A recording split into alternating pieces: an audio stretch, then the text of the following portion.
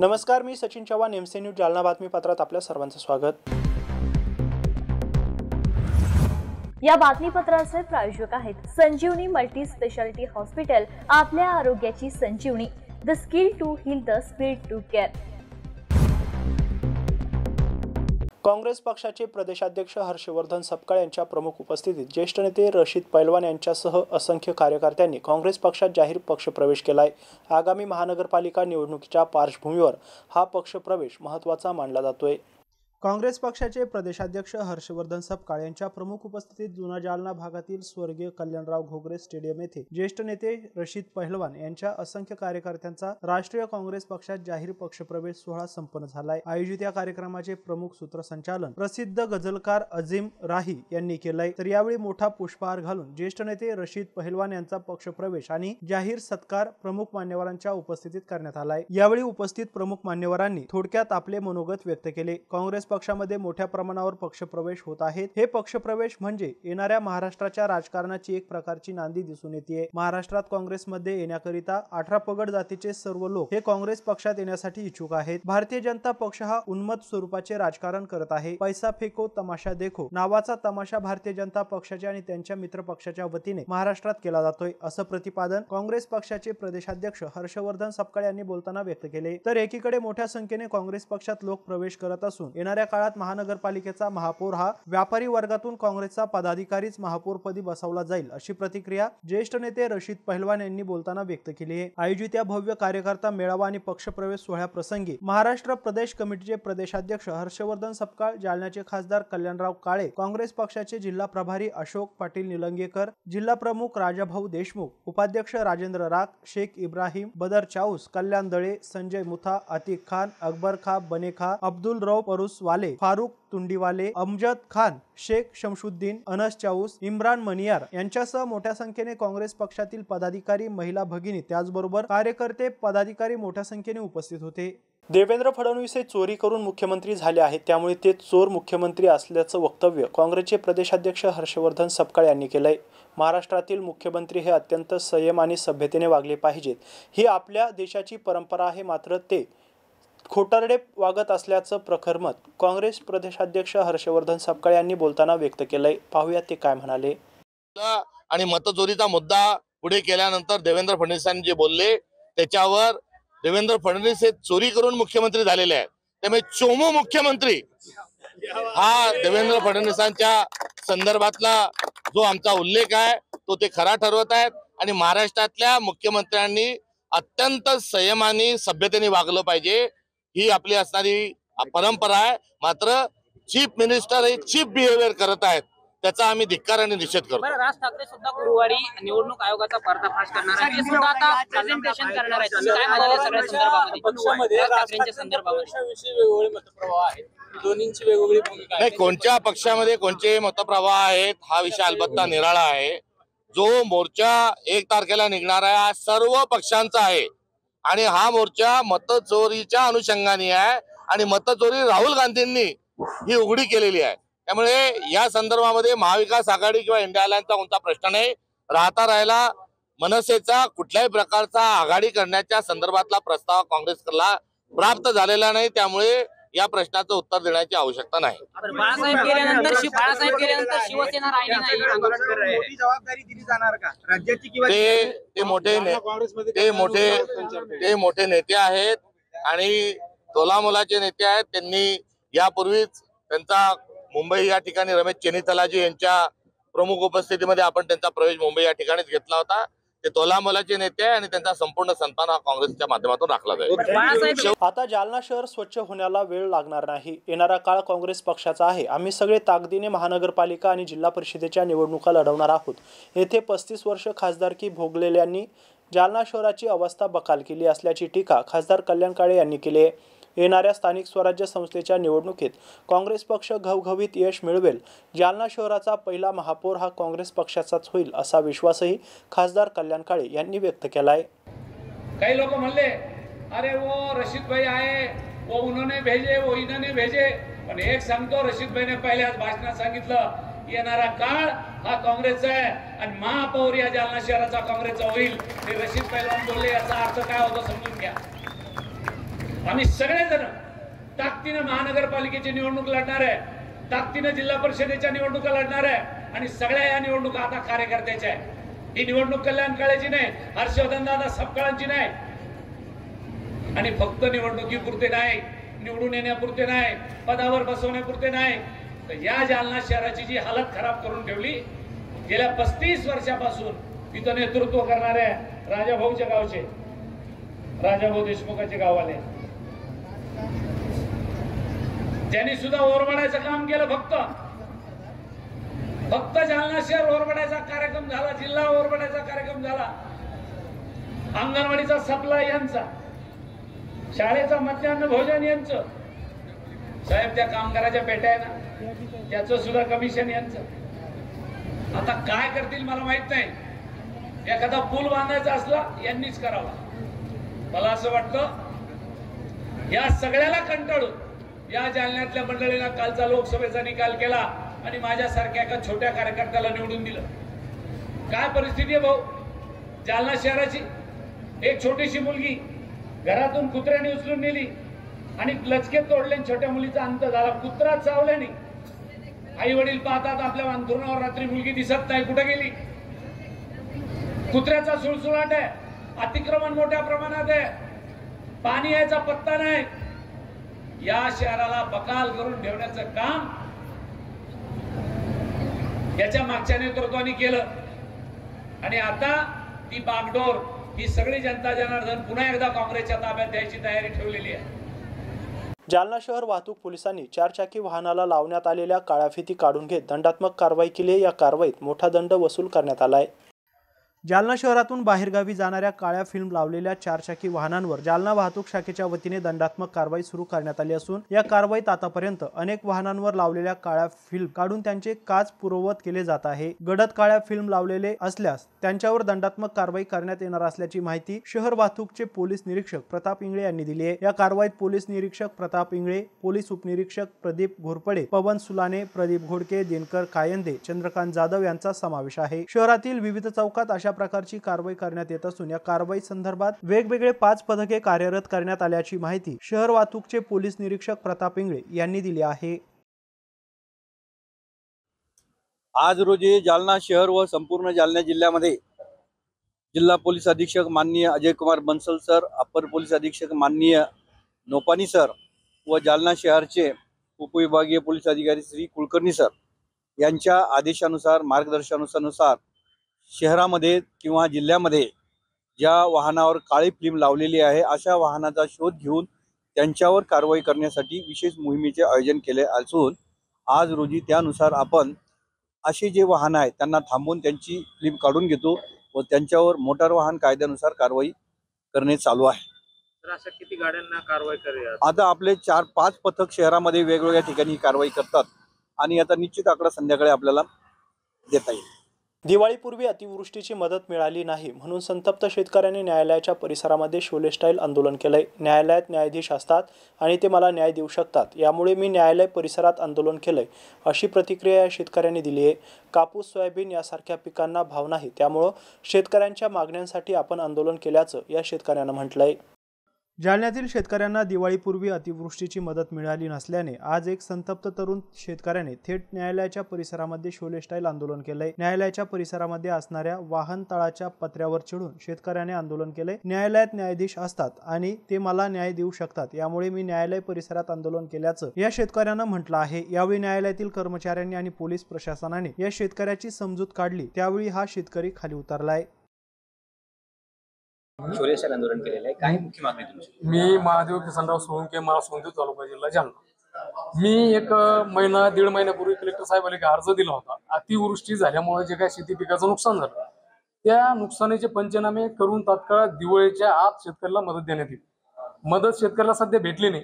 8 दिवसापासून आमचा कापूस पूर्ण शेतामध्ये फुटलेला आहे आणि तो कापूस पूर्ण एक 8 दिवसाच्या पाण्यामुळे तोही राहिलेला कापूस पूर्ण खराब झालेला आहे. आता तो कापूस मार्केटला विकायचं झालं तर रेंटच म्हणून त्याला 4,000-5,000 रुपये क्विंटलचा भाव. इकडून शासनाची मदत नाही, तिकडून मार्केटला माल विकायचं झालं की ते आडतीवरील लोक कमी भावात विकत घेतात आणि मग शेतकऱ्याची काही वर कोण घेणार आहे. मग आम्ही असं ठरलो की आपल्याला न्याय देणारं कोणी न्याय द्यायचा. मग न्यायालयामध्ये मी गेलो. माझा एक साधा भोळा विचार मी शेतकरी, मग साध्या भोळ्या विचारामध्ये मी न्यायालयामध्ये याच्यासाठी गेलो की न्यायाधीश साहेब इथं असतात, हे आपल्याला न्याय देऊ शकतात की आपल्या समस्या आपण त्यांच्यावर समोर मांडू. ते कलेक्टर, स्थानिक जिल्हाधिकारी, SDM, तहसीलदार यांना विचारतील शेतकरी आमच्याकडे यायला लागले, मग तुम्ही काय करता, हे प्रश्न न्यायाधीश साहेब कलेक्टरला, तहसीलदारला विचारतील. या हिशोबाने आम्ही न्यायालयामध्ये तिथे गेलो. रात्रभर मला झोप नाही. का नाही, शेतामध्ये उरला सुरला जो माल आहे अतिवृष्टीतून बचावलेला, तो माल आपल्या घरात येणं आपलं काहीतरी 2 पैशाचा उदरनिर्वाह चालेल, पण तोही माल 8 दिवसाच्या पावसानं पूर्ण माती चाललेला आहे. शेतमालाला भाव नाही. वरून शासन प्रत्येक 8 दिवसाला शेतकऱ्याला लुटतो. आज सोयाबीनचा भाव 10,000 8,000 रुपये भाव पाहिजे. आज मार्केटला सोयाबीन 3800-3500 खराब आहे, बेकार झालेली. मग तेलाचे, मिठाचे, खता औषधाचे भाव तर खूप वाढायला लागले. तुम्ही आम्ही घेणारे मोबाईल याचे भाव वाढायला लागले. मोटरसायकल घेतली याचे भाव वाढतात. सगळ्या वस्तूचे भाव वाढतात. मग शेतीमालाचे भाव का वाढत नाही, याच्यावरती कोण का नाही इमानदारी दाखवत त्या ठिकाणी की खरं शेतकऱ्याच्या शेतमालाला भाव पाहिजे. तुम्ही आम्ही सर्वजण शेतमालावर जगतो ना. आज काय आंदोलन केलंय तुम्ही? आंदोलन मी तेच, हे ज्या समस्या होत्या काय, ह्या समस्या घेऊनच माझ्या डोक्यामध्ये रातभर मला झोप नाही की काय करावं बा, नेमकं आत्महत्या करावं का काय करावं. आत्महत्या केलं तर आपण निघून जाणार यातून. त्यापेक्षा आपल्या मागण्या शासनापुढे, न्यायदेवतेपुढे आपल्या मागण्या त्या ठिकाणी मांडणं हे गरजेचे आहे. म्हणून मी आज न्यायालयामध्ये आलो होतो. पण तिथं न्यायालयामध्ये आल्याच्या नंतर तुमच्यासारख्या मीडियाच्या बांधवांनी सहकार्य केलं, पोलीस बांधवांनी खास सहकार्य केलं.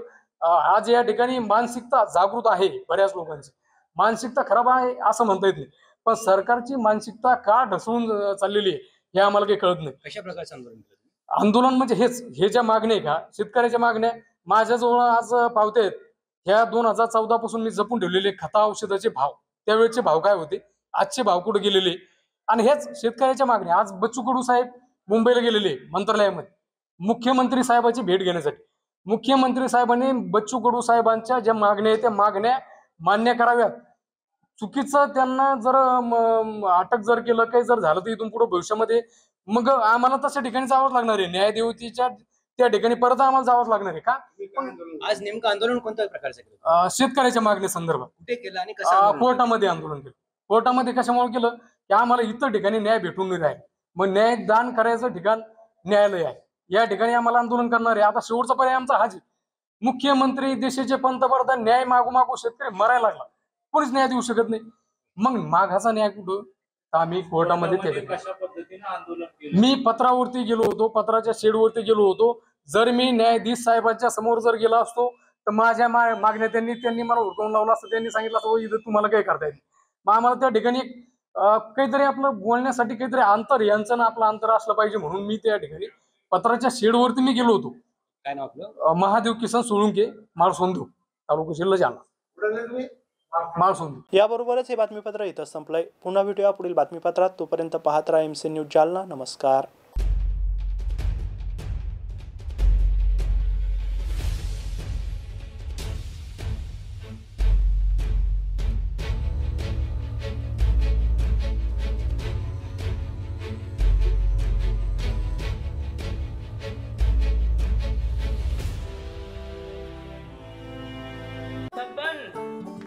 आपको कलेक्टर साहिबा के हाथों से इनामी घर मिल रहा है। आपका घर बहुत सुंदर होगा ना? अरे नहीं बेटा, हम तो बहुत छोटे आदमी हैं। चाचू डोंट वरी, मैं बड़ी होकर आपके लिए और सबके लिए मजबूत और सुंदर घर बना के दूंगी। कालिका सरिया लाना मत भूलना। कालिका TMT सरिया कंक्रीट से करे मजबूत जोड़ और भूकंप संग आग से लड़कर घर को दे दीर्घायु। कालिका सरिया मैं भूली नहीं। बेटिया आप कलेक्टर। कालिका TMT, फैसला जो मजबूत हो। संजीवनी मल्टी स्पेशालिटी हॉस्पिटल, ऋषि पार्क, अंबर चौफुली, जालना।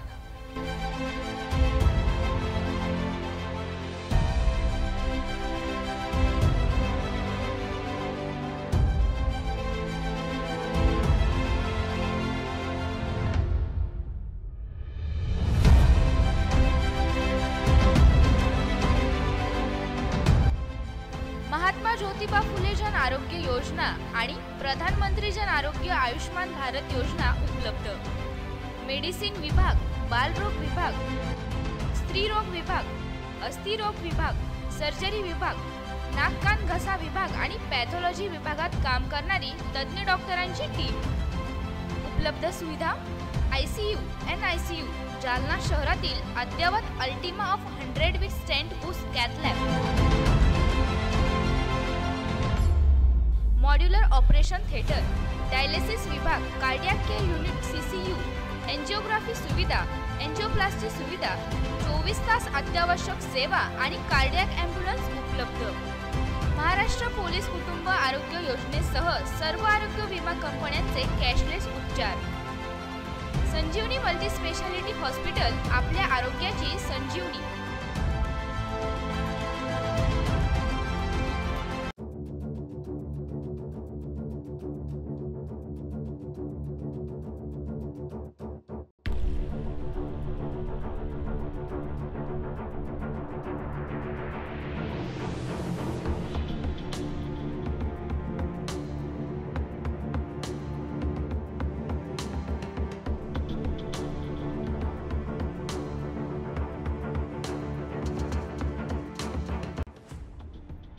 जालना शहर महानगरपालिका जालना यांच्यातर्फे जाहीर आवाहन. पावसाळ्याचे दिवस आले तरी आपल्याकडे होणारा पाणी पुरवठा स्वच्छ शुद्धीकरण करूनच करण्यात येतो.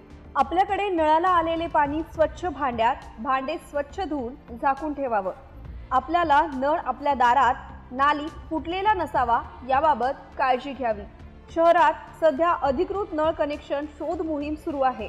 आपला नळ अधिकृत असेल तर आपल्यास अधिकृत नळ नियमित करण्यासाठी नोटीस आली असेल तर दंडाची रक्कम तात्काळ भरणा करावी. आपण दंडाची रक्कम न भरल्यास आपणावर पोलिसात गुन्हा दाखल करण्यात येईल याची नोंद घ्यावी. महानगरपालिकेची कोणत्याही नागरिकावर गुन्हा दाखल करण्याची इच्छा नाही, मात्र आपण दंडाची रक्कम भरली नाही तर नाईलाजाने आपणावर गुन्हा दाखल करण्यात येईल याची आपण नोंद घ्यावी. याकरिता सर्व नागरिकांनी वरील बाबींचे तंतोतंत पालन करावे आणि महानगरपालिकेस सहकार्य करावे.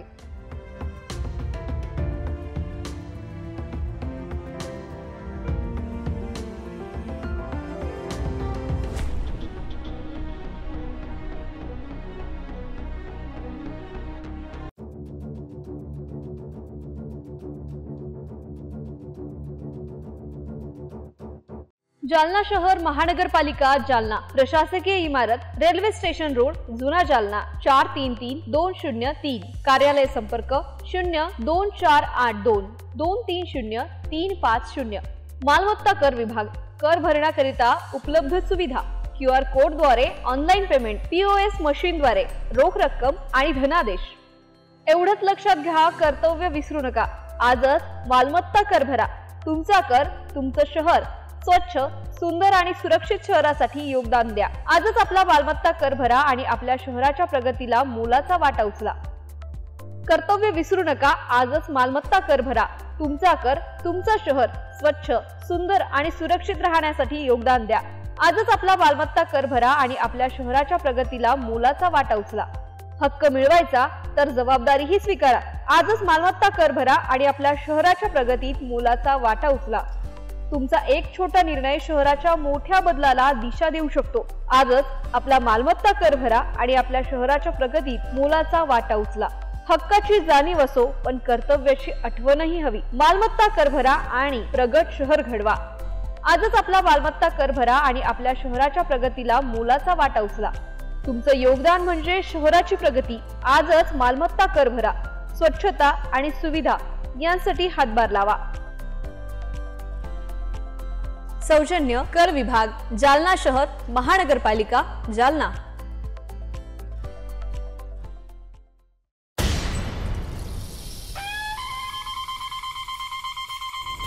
व्यापारी महासंघ जिल्हा जालना तर्फे आदर्श व्यापारी पुरस्कार सचिनजी अग्रवाल बरंजलेवाले व अजित मंत्री यांना जिल्हाधिकारी आशिमा मित्तल, पोलीस अधीक्षक अजय कुमार बंसल, जिल्हाध्यक्ष हस्तिमलजी बम यांच्या हस्ते आदर्श व्यापारी पुरस्कार प्रदान करण्यात आला. त्याबद्दल हार्दिक अभिनंदन आणि पुढील वाटचालीस शुभेच्छा. शुभेच्छुक दीपक इंगेवार, विक्रम भंडारी, मनीष मूठ, संदीप देशमुख, राकेश शर्मा, अरुण दहिवाळ, आनंद बम.